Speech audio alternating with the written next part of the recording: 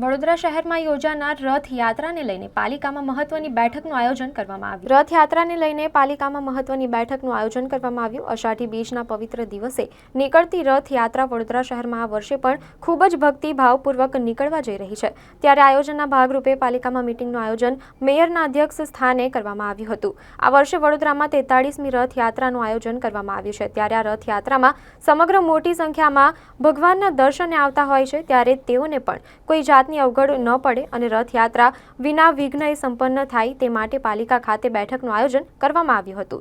જેમાં રૂટ પર આવતા વૃક્ષોનું કરવું, રોડ, રસ્તા, લાઇટ સહિતના મુદ્દાને ધ્યાનમાં લેવામાં આવ્યા હતા. આ બેઠકમાં mayor Pinkiben Soni, deputy mayor Chirag Barot, deputy municipal commissioner Arpit Sagar, દંડક શૈલેષ પાટીલ, વારના ઓફિસર અને અન્ય અધિકારીઓ ઉપસ્થિત રહ્યા હતા. રથયાત્રા જે વડોદરાની એક ઓળખ છે, જેવી રીતે ભગવાન શ્રી નરસિંહજીનો વરઘોડો વર્ષોથી વડોદરાની ઓળખ સમાન છે, તેવી જ રીતે અષાઢી બીજના દિવસે જે ભગવાન શ્રી જગન્નાથજીની રથયાત્રા થતી હોય છે, એ પણ વડોદરાની એક ઓળખ છે. સમગ્ર શહેર, હજારો લાખોની સંખ્યામાં નાગરિકો ભગવાન જ્યારે નગર યાત્રાએ નીકળે છે, પુરાણોમાં કહેવાયું છે કે બહેન સુભદ્રા જ્યારે પિયર આવ્યા ત્યારે એમના બંને ભાઈઓ એટલે ભગવાન શ્રી કૃષ્ણ અને બલરામજીની સાથે એમણે નગર યાત્રા કરવાની ઈચ્છા દર્શાવી અને આ નગર યાત્રાએ જ્યારે નીકળ્યા ત્યારે નગરજનો પણ ખૂબ ઉલ્લાસપૂર્વક ભગવાન જ્યારે આપણા બારણે પધારે ત્યારે એમને આવકારવા અને એમના આશીર્વાદ પ્રાપ્ત કરવા હૃદયના ઉમળકાથી શહેરના રાજમાર્ગો પર આવી જતા હોય છે. ત્યારે આ વર્ષે વડોદરા શહેરમાં યોજાતી 43મી રથયાત્રાના આયોજનના કામગીરીનો પ્રારંભ થઈ ચૂક્યો છે. ત્યારે વડોદરા મહાનગરપાલિકા દ્વારા પણ આ રથયાત્રાનો રથ જે આગલા દિવસે રથને આપણે એનો રૂટ છે ઇસ્કોન મંદિરથી નીકળી અને લાયન્સ હોલ થઈ જગદીશ ફરસાણથી ચકલી સર્કલ ને ત્યાંથી ગેંડા સર્કલ, શાસ્ત્રી બ્રિજ, ફતેગંજ બ્રિજની નીચેથી યુ ટર્ન લઈને પાછો શાસ્ત્રી બ્રિજની નીચેથી રેલિંગ મિલ થઈ, પંજાબ રોલિંગ મિલ થઈ અને એસટી બસ ડેપો થઈ અને જનમહેલ પાસે પાર્ક થશે. આ આગલા દિવસની આખી એમની આ રથની યાત્રાનો રૂટ છે. અને જે દિવસે અષાઢી બીજના દિવસે જે દિવસે ભગવાન નગર યાત્રાએ નીકળશે એટલે કે આ વર્ષે 7મી જુલાઈના રોજ આપણો આ કાર્યક્રમ છે. બપોરે 2:30 કલાકે, દર વર્ષની જેમ 2:30 કલાકે આ રથનું પ્રસ્થાન થશે. સ્ટેશનથી પહેલાં કાલાઘોડા અને ત્યાંથી આરાધના ટોકીઝ થઈ કોઠી 4 રસ્તા, ટાવર 4 રસ્તા, જુબેલી બાગ સર્કલ થઈ અને રોંગ સાઈડથી ગાંધીનગર ગૃહ અને ત્યાંથી ન્યાય મંદિર, દાંડિયા બજાર 4 રસ્તાથી ખંડેરાવ માર્કેટ 4 રસ્તા થઈ ભગતસિંહ ચોક અને ત્યાંથી પથ્થર ગેટ થઈ અને જયરત્ન બિલ્ડિંગથી પોલો ગ્રાઉન્ડ એનું સમાપન થશે.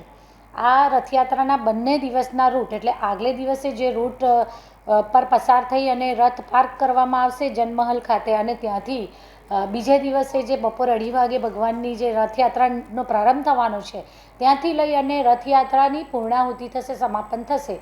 આ બંને યાત્રાના જે રૂટ છે આ રૂટ ઉપર જે પણ કામગીરી કરવાની થતી હોય, પછી ઇલેક્ટ્રિક વિશેનું હોય કે પછી વૃક્ષોને ટ્રીમિંગ કરવાનું છે, રોડ રસ્તાની કોઈ કામગીરી તાજેતરમાં કરવામાં આવેલી તો નથી ને, અને જો કરવામાં આવેલી છે તો એની પણ આપણે એક કન્ફર્મેશન કરી લઈએ. એ માટે થઈ અને આજે બધા જ આ વિસ્તારમાં જે આવતા હોય એ બધા જ અધિકારીશ્રીઓ સાથે એક બેઠકનું આયોજન કરવામાં આવ્યું હતું. અને આ રથયાત્રાનો કાર્યક્રમનું આખું પ્લાનિંગ જ્યારે કરી રહ્યા છે ત્યારે વડોદરા મહાનગરપાલિકા દ્વારા પ્રતિવર્ષ કરવામાં આવે છે આ બધી જ તૈયારીઓ અને જે પણ સાવચેતીના પગલાં છે.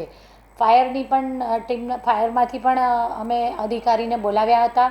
એમના દ્વારા પણ એક વાહન રથયાત્રાની પાછળ દર વર્ષે આવતું હોય છે અને બીજા 2 વાહન અમુક ડિસ્ટન્સના અંતરે પાર્ક કરી રાખવાની માહિતી આપવામાં આવી છે. જરૂર પડશે તો બીજા એકાદ 2 એટલે 3, 4 કે 5 વાહનની જરૂર લાગશે. તો અત્યારે આ બધા જ અધિકારીઓને પોતપોતાના રૂટનું પોતાના લગતા વિષયને લઈ અને વિઝિટ કરી લેવાનું જણાવવામાં આવ્યું છે. સ્ટ્રીટ લાઇટ વિભાગ છે એમને અંધારું થયા પછી જ્યાં રથયાત્રાથી જેટલો રસ્તો અંધારું થાય, સાધારણ સાંજનો સમય થાય અને ત્યાંથી લઈને સમાપનનો સમય રાત્રિનો લગભગ અંધારું થઈ જતું હોય છે તો એમને પણ એવા જ સમયે સંધ્યાકાળથી લઈ અને રાત્રિના સમયના મધ્યમાં સમાપનના સમયના મધ્યના સમયગાળામાં એમને પણ ત્યાં વિઝિટ કરી લેવાની માહિતી આપવામાં આવી છે, જેથી કરી અને આપણે પરફેક્ટ પ્લાનિંગ કરી શકીએ.